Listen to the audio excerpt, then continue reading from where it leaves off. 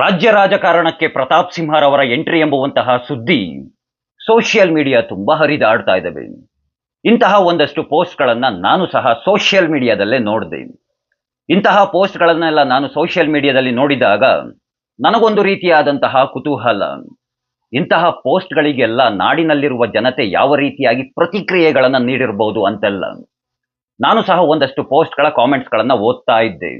ಆ ಕಾಮೆಂಟ್ಸ್ಗಳೆಲ್ಲ ಯಾವ ರೀತಿಯಾಗಿದ್ದು ಅಂದ್ರೆ, ಅಣ್ಣ ನೀವು ನಮ್ಮ ಕ್ಷೇತ್ರದಿಂದ ಸ್ಪರ್ಧೆಯನ್ನ ಮಾಡಿ, ಅಣ್ಣ ಈ ಬಾರಿ ನೀವು ನಮ್ಮ ಕ್ಷೇತ್ರದಿಂದ ಸ್ಪರ್ಧೆಯನ್ನ ಮಾಡಲೇಬೇಕು, ದಯಮಾಡಿ ನಮ್ಮ ಕ್ಷೇತ್ರಕ್ಕೆ ಬನ್ನಿ, ಅಣ್ಣ ನಮ್ಮ ಭಾಗದ ಯಾವುದಾದರೂ ಒಂದು ಕ್ಷೇತ್ರದಿಂದ ನೀವು ಸ್ಪರ್ಧೆಯನ್ನ ಮಾಡಲೇಬೇಕಣ್ಣ, ಅಣ್ಣ ದಯಮಾಡಿ ನಮ್ಮ ಕ್ಷೇತ್ರಕ್ಕೆ ಬನ್ನಿ, ನಾವು ನಿಮ್ಮ ಜೊತೆ ಇದ್ದೀವಿ, ನಿಮಗೆ ಬೇಕಾದಂತಹ ಎಲ್ಲ ರೀತಿಯಾದಂತಹ ಬೆಂಬಲಗಳನ್ನ ನೀಡ್ತೀವಿ. ಇನ್ನ ಕೆಲವೊಂದಷ್ಟು ಜನ, ಅಣ್ಣ ಮುಂದಿನ ಮುಖ್ಯಮಂತ್ರಿಗಳು ನೀವೇ ಆಗೋದು, ಅಣ್ಣ ಮುಂದಿನ ಗೃಹ ಮಂತ್ರಿಗಳು ನೀವೇ ಆಗೋದು, ಇದೇ ರೀತಿಯಾಗಿ. ಇದರಲ್ಲಿ ಕೆಲವೊಂದಷ್ಟು ಕುತೂಹಲ ಅಂತಂದ್ರೆ, ನಮ್ಮ ಕರ್ನಾಟಕ ಭಾಗದ ಉತ್ತರ ಭಾಗ ಅಂದ್ರೆ ನಾವೇನು ಉತ್ತರ ಕರ್ನಾಟಕ ಅಂತ ಕರಿತೀವಿ, ಆ ಭಾಗದ ಜನರು ಅದು ತುಂಬಾ ಜನ ಕಾಮೆಂಟ್ಸ್ ಗಳನ್ನ ಮಾಡಿದ್ರು. ಅಣ್ಣ ದಯಮಾಡಿ ನಮ್ಮ ಭಾಗಕ್ಕೆ ಬಂದ್ಬಿಡಿ, ನೀವು ನಾವೆಲ್ಲ ನಿಮ್ ಜೊತೆಲಿ ಇರ್ತೀವಿ, ನಮ್ಮ ಭಾಗದ ಯಾವುದಾದ್ರೂ ಒಂದು ಕ್ಷೇತ್ರದಿಂದ ನೀವು ಸ್ಪರ್ಧೆಯನ್ನ ಮಾಡ್ಲೇಬೇಕಣ್ಣ, ಈ ರೀತಿಯಾಗಿ ರಿಕ್ವೆಸ್ಟ್ ಮಾಡ್ಕೊಳ್ತಾ ಇದ್ದಾರೆ. ನನಗೆ ನಿಜವಾಗಿಯೂ ತುಂಬಾ ಖುಷಿ ಅನ್ಸ್ಬಿಡ್ತು. ಸುಮ್ಮನೆ ಹಾಗೆ ನೋಡಿ, ಪ್ರತಾಪ್ ಸಿಂಹರವರಿಗೆ ಯಾವುದೇ ರೀತಿಯಾದಂತಹ ಬ್ಯಾಕ್ ಗ್ರೌಂಡ್ ಇರಲಿಲ್ಲ. ಅದೇ ರೀತಿಯಾಗಿ ಯಾವುದೇ ರೀತಿಯಾಗಿ ಯಾವೊಬ್ಬ ಬ್ಯಾಕ್ ಬೋನು ಸಹ ಇರಲಿಲ್ಲ.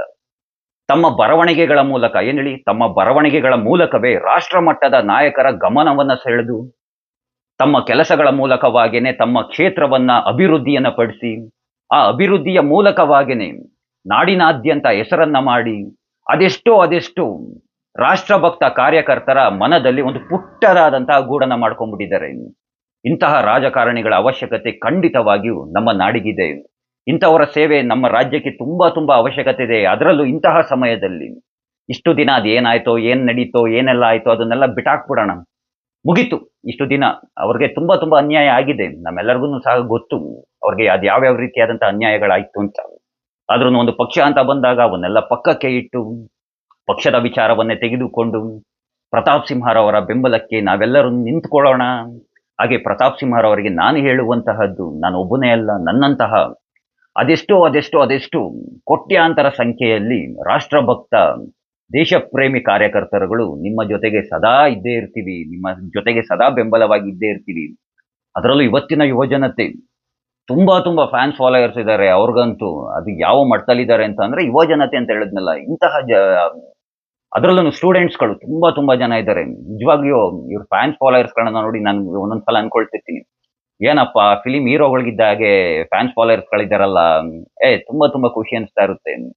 ಒಬ್ರು ನಾಯಕರಿಗೆ, ರಾಜಕೀಯ ನಾಯಕರಿಗೆ ಫಾಲೋಯರ್ಸ್ಗಳಾಗೋದು ಅಥವಾ ಚಿತ್ರ ನಟರಿಗೆ ಫಾಲೋಯರ್ಸ್ ಆಗೋದು, ಇವೆರಡರ ನಡುವೆ ತುಂಬಾ ವ್ಯತ್ಯಾಸಗಳಿರುತ್ತೆ. ಚಿತ್ರ ನಟರಿಗೆ ಯಾವ ರೀತಿಯಾಗಿ ಫಾಲೋಯರ್ಸ್ಗಳಿದ್ರು ಅದೇ ರೀತಿಯಾದಂತಹ ಫಾಲೋಯರ್ಸ್ಗಳು ಇವ್ರಿಗೂ ಸಹ ಇದ್ದಾರೆ. ಅಭಿವೃದ್ಧಿಯ ವಿಚಾರವಾಗಿ ಬಂದಾಗ ಎರಡು ಮಾತಿಲ್ಲ, ಅದನ್ನ ಮಾತಾಡೋ ಹಾಗೆ ಇಲ್ಲ. ಯಾವೊಬ್ಬ ರಾಜಕಾರಣಿನೂ ಇವರ ವಿರುದ್ಧವಾಗಿ ಅಭಿವೃದ್ಧಿಯ ವಿಚಾರವಾಗಿ ಮಾತನಾಡೋದೇ ಇಲ್ಲ.